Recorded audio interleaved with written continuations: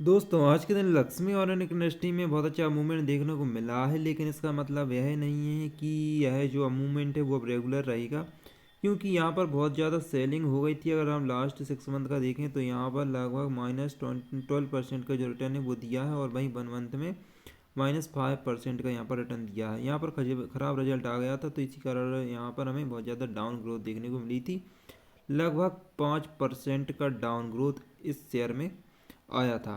तो यहाँ पर अगर आपने इस शेयर को होल्ड किया होगा, सेल नहीं किया होगा, तो यहाँ पर आपका थोड़ा सा अभी रिकवरी यहाँ पर देखने को मिली है। रिकवरी तो हम नहीं बोल सकते, क्योंकि यहाँ पर जहाँ से इसमें डाउन ग्रोथ आई थी उसी लेवल पर फिर से यह शेयर पहुँच चुका है।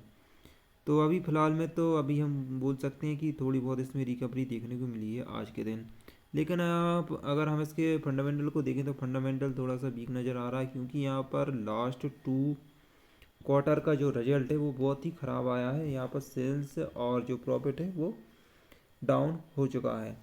अगर लक्ष्मी ऑर्गेनिक को आप होल्ड कर रहे हैं तो यहाँ पर अभी इस लेवल पर भी प्रॉफिट बुकिंग हो सकती है, और इसका एक ही कारण है क्योंकि यहाँ पर इस शेयर का जो फंडामेंटल है वो थोड़ा सा ख़राब हो चुका है अगर सेल्स प्राइस देखें तो।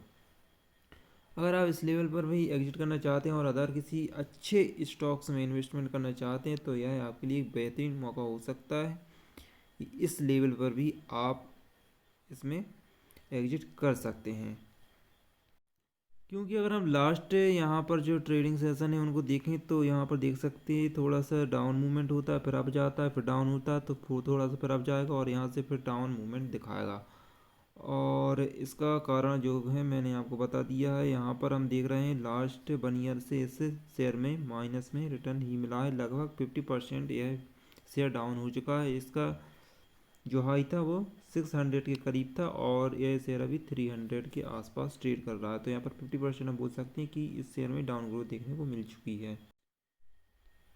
अभी लास्ट क्वार्टर में इसका सेल सिर्फ 652 करोड़ रह गया है, जो कि 756 करोड़ था, और उससे पहले 880 करोड़ के आसपास था। तो यहाँ पर यही मेन कारण है कि इसमें यहाँ पर यह शेयर हमें टूटता हुआ नज़र आया था। साथ ही साथ इसका ओपीएम भी बहुत कम हो गया था, इसी कारण इसका जो नेट प्रॉफिट है वो सिर्फ 64 करोड़ से घटकर 8 करोड़ रुपए रह गया था।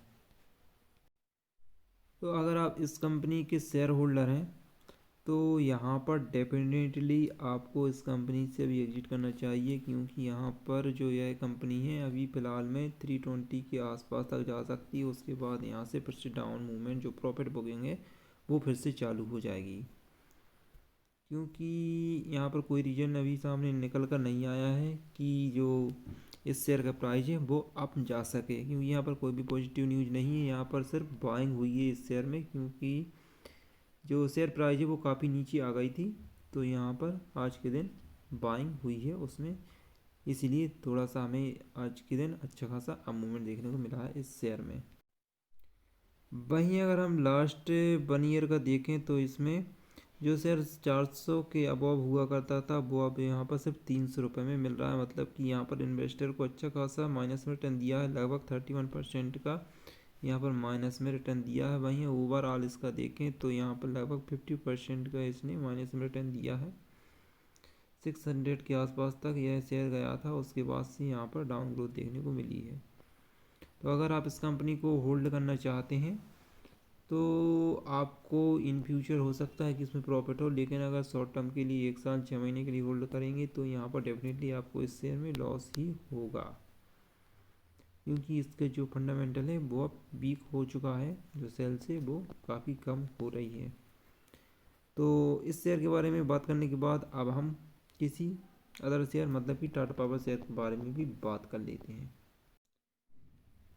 अगर आप टाटा पावर कंपनी के बारे में जानना चाहते हैं तो यहाँ पर सबसे अच्छा तरीका है इसका जो शेयर प्राइस, इसके जरिए भी आप जान सकते हैं। इसका जो शेयर प्राइस है वो अभी 220 रुपये के आसपास चल रहा है, और यह जो कंपनी है वो पावर जनरेशन, डिस्ट्रीब्यूशन और ट्रांसमिशन में अपना बिजनेस करती है। अगर हम इसका 1 ईयर का चार्ट देखें तो यहाँ पर यह कंसोलिडेशन फेज में चल रहा है। मतलब कि अभी तक इसने कोई खास रिटर्न नहीं दिया। यहाँ पर सिर्फ यह कंसोलिडेशन फेज में चल रहा है। इस कंसोलिडेशन फेज में नो प्रॉफिट नो लॉस पर हम यहाँ पर बोल सकते हैं, क्योंकि 200 के ऊपर ये शेयर ट्रेड करता है और 250 के आसपास मोस्टली रहता है और फिर से इसमें गिरावट हो जाती है। तो यहाँ पर अगर हम देखें जो 220 का इसका सपोर्ट लेवल है वो अभी अच्छा खासा यहाँ पर बना हुआ है। अगर आप न्यू इन्वेस्टमेंट करना चाहते हैं तो यह एक इम्पोर्टेंट सपोर्ट लेवल है इसका, जिस पर आप बहुत अच्छा खासा इन्वेस्टमेंट यहाँ पर कर सकते हैं और इन फ्यूचर अच्छा खासा प्रॉफिट भी जनरेट कर सकते हैं। क्योंकि 220 के नीचे ये शेयर बहुत कम जाता है और जाता है तो यहाँ से बहुत ही जल्द रिकवर भी हो जाता है। यहाँ पर आप देख सकते हैं एक बार यहाँ पर गया था और यहाँ पर फिर से अच्छी खासी रिकवरी मिलती है। तो शॉर्ट टर्म में यहाँ पर 20 रुपीज़ पर शेयर तक यहाँ पर प्रॉफिट जनरेट कर सकते हैं। जैसे कि आप इस कंपनी के 1000 शेयर खरीदते हैं तो आपको शॉर्ट टर्म में यहाँ पर 20,000 का प्रॉफिट भी हो सकता है। और अगर फंडामेंटल की बात करें तो फंडामेंटली यह कंपनी बहुत ज़्यादा स्ट्रांग है। 70,000 करोड़ रुपए का इसका मार्केट कैप है। 52 वीक हाई इसका 298 गया था और लो 190 गया था। तो यहाँ पर हम बोल सकते हैं कि लो के आसपास अभी मोस्टली यह कंपनी ट्रेड कर रही है। तो यहाँ पर हाई के इसके बहुत ज़्यादा चांसेस हैं। अगर हम इसकी सेल देखें तो सेल में अच्छी खासा इंप्रूवमेंट देखने को मिला है। 10,000 करोड़, 11,000 करोड़, फिर 14,000 करोड़ और फिर 14,000 करोड़। तो यहाँ पर सेल्स भी रेगुलर इंक्रीज हो रही है। वहीं अगर ओपीएम देखें तो ओपीएम भी अच्छा खासा इम्प्रूव हो रहा है और उसी के अलावा जो नेट प्रॉफिट है वो भी अच्छा खासा इम्प्रूव हो रहा है। 884 करोड़ से 935 करोड़ तक यह जो प्रॉफिट इसका वो पहुँच चुका है।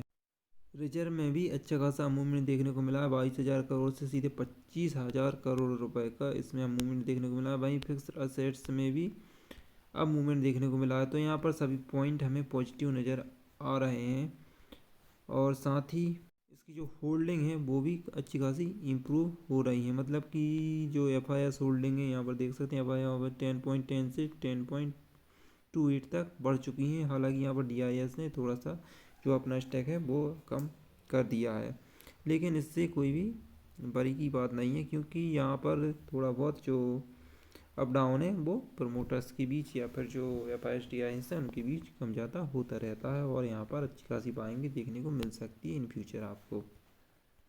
तो फाइनली अगर आप टाटा पावर कंपनी में इन्वेस्टमेंट करना चाहते हैं तो इससे अच्छा प्राइस आपको शायद ना मिले क्योंकि इसका जो सपोर्ट लेवल है वो 220 का है और 220 के आसपास अभी यह कंपनी ट्रेड कर रही है। इसी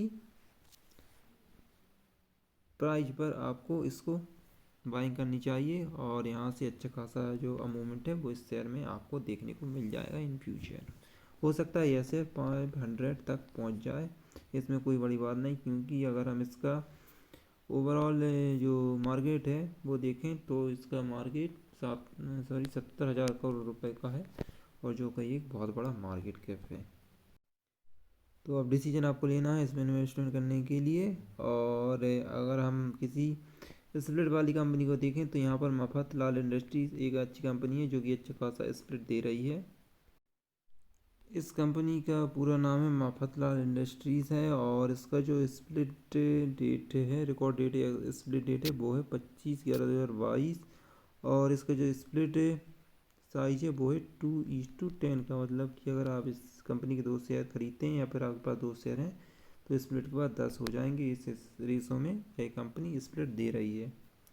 अगर आप इस कंपनी में इन्वेस्टमेंट करना चाहते हैं तो सबसे पहले तो जो इसका फंडामेंटल है वो यहाँ पर आपको एनालिसिस जरूर करना चाहिए इस कंपनी के बारे में। उसी के बाद किसी भी कंपनी में इन्वेस्टमेंट करना चाहिए। तो दोस्तों हम मिलते हैं अगली वीडियो में, तब तक के लिए गुड बाय।